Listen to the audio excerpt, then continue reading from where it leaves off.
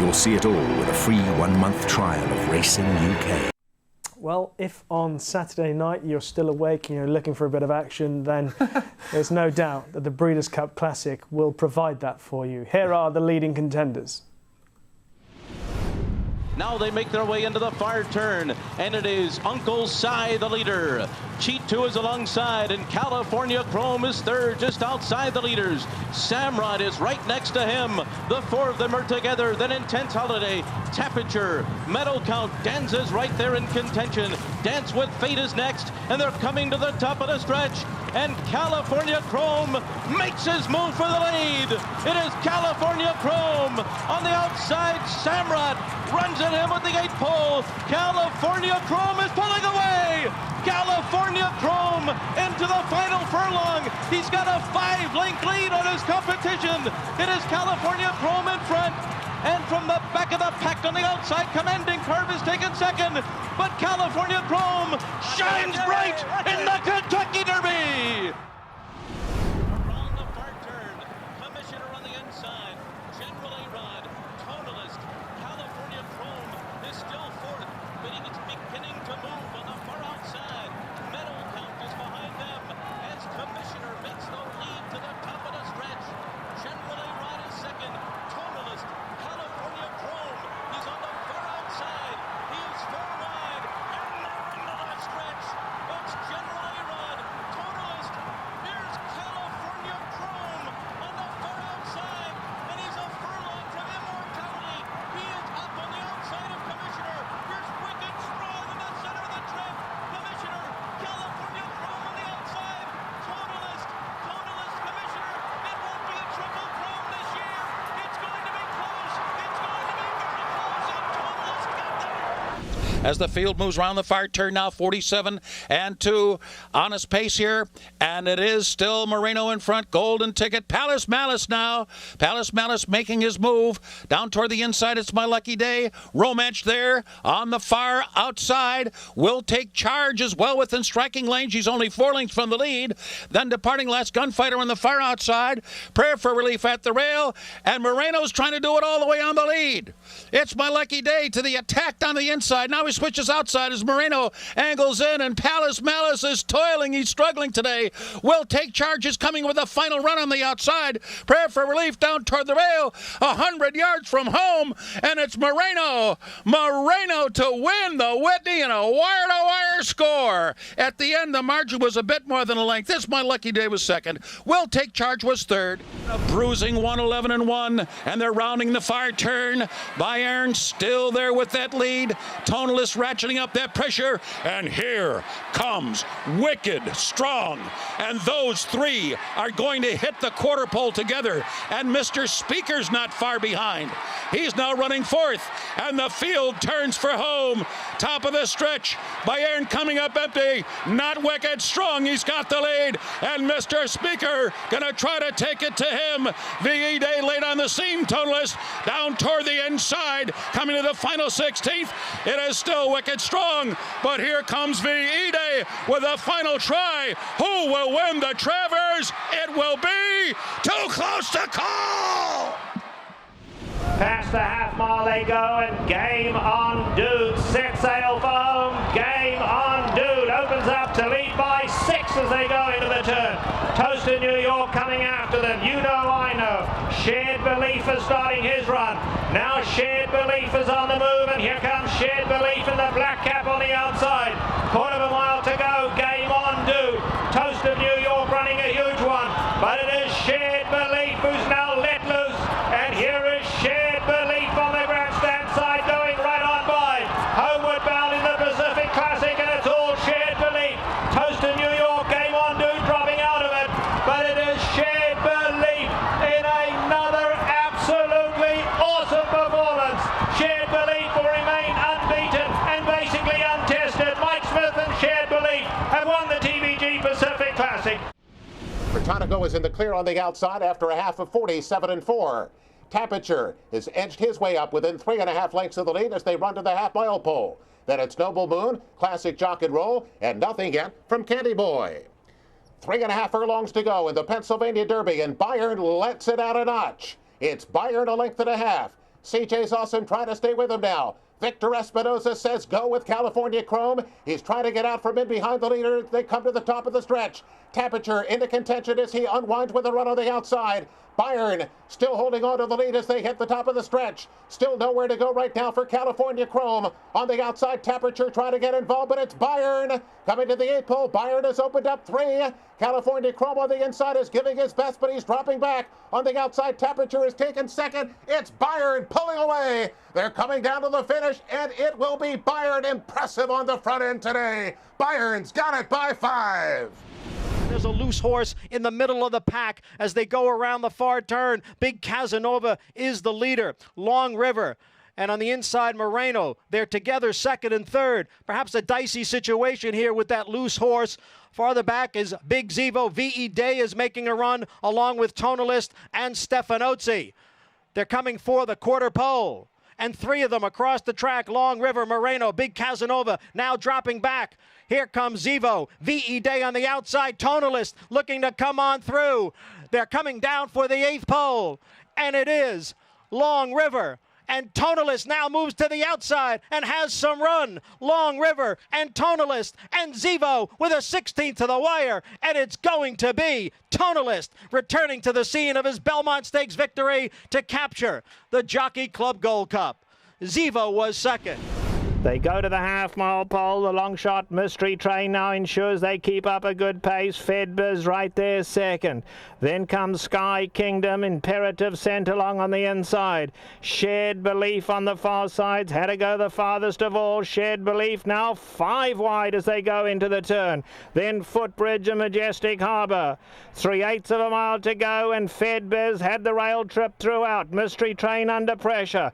On the far side, Imperative. Shared Belief in 4th, Footbridge on the inside. Shared Belief now hooking to the outside in the black cap. And Shared Belief, can he give away the ground and still beat them? They come for home, and here's Shared Belief on the outside. Fedbers trying to keep him at bay. Fedbers and Shared Belief. Footbridge joins the fray down at the rail. A desperate finish. Shared Belief on the outside. Fedbers. Shared Belief going to just keep his unbeaten record. Yes, he has. Shared Belief 7 for 7. Fedbers ran his heart out in second.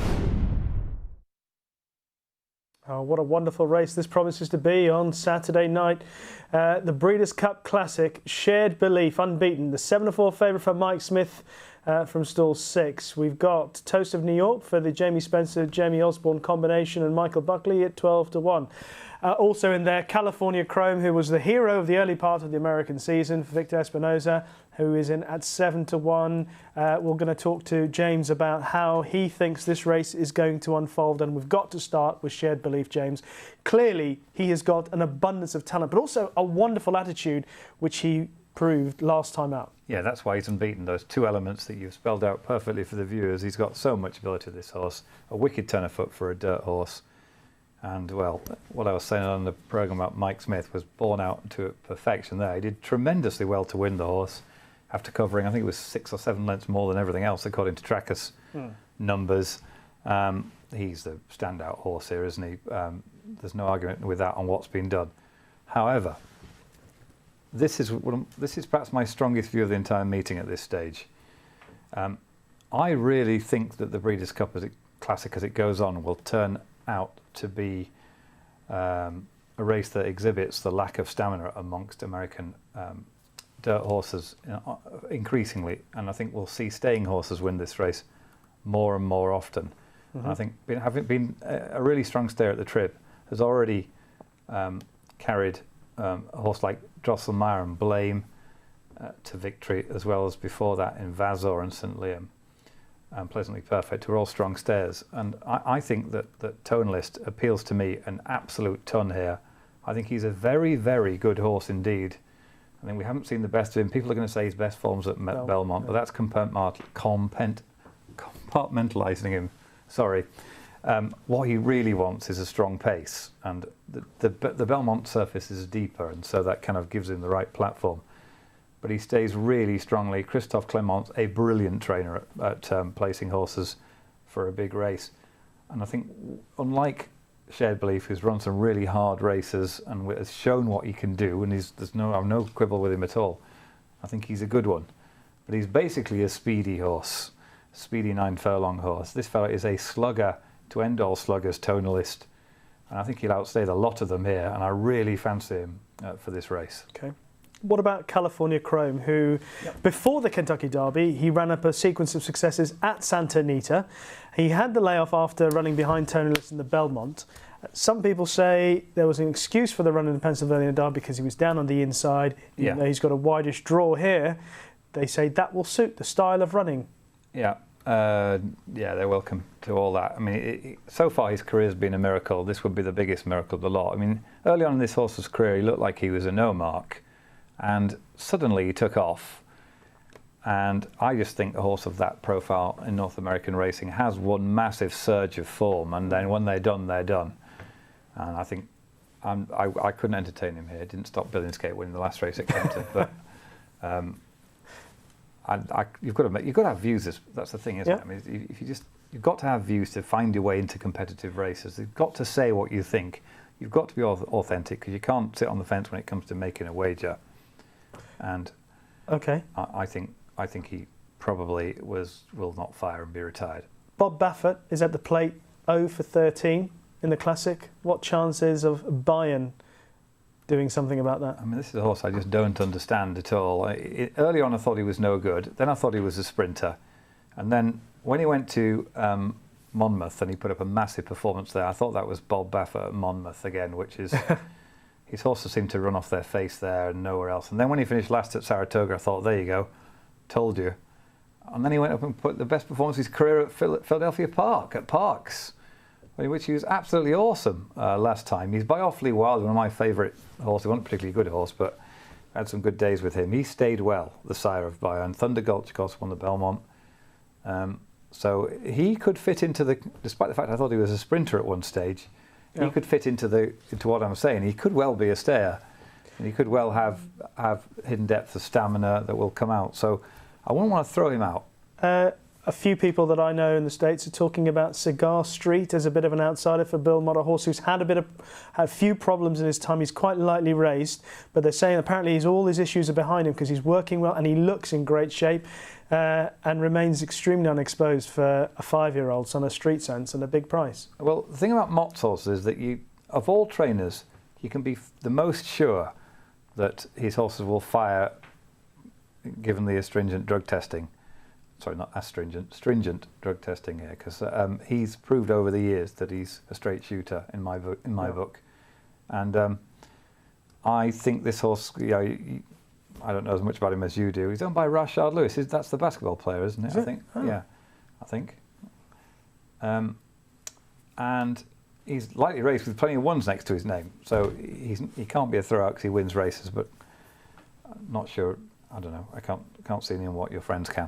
In my past experiences of watching the Breeders' Cup late at night on television on my own home, I feel the Breeders' Cup Classic falls into one of two categories. Yeah. Either it's a tremendous battle to the line where you've got two or three horses fighting out a tremendous finish, the greatest of them being the Sunday Silence Easy Go, in my opinion, of Ferdinand and Alysheba. Mine too, yeah.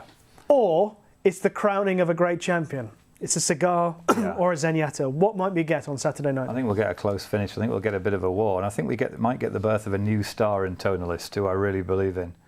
I think Blake... what type of race is it? Do we get... the crowning of the champion is... You're setting me up to suggest that Shared Belief, really, aren't you?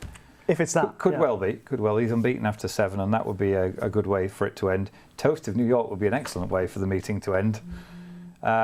Plenty of horses in there that are still sort of fairly dark. We mentioned Bayern. Another one perhaps is, I don't put this horse as a winner, but it would not surprise me if he hit the frame in a big price. It's Candy Boy, all right. Who he hasn't really put it all together, but he's a fabulous looking horse, and he could take a step forward. Is he a half brother to Shared Belief, Candy Boy? Is he by Candy Ride? He's by Candy Same Ride. side. Yeah, he's by the same side. Since they're contemporaries, that would be quite frightening. That'd be tremendous. Unless he was a twin, yeah. That'd But yeah, they're both by Candy Ride. Winner of the Pacific Classic under Julie Crone, and a horse that put up a buyer speed figure of 122.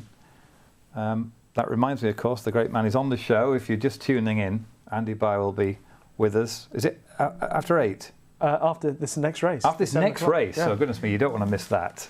After 8, that will be a bit of a struggle because we'll be heading home.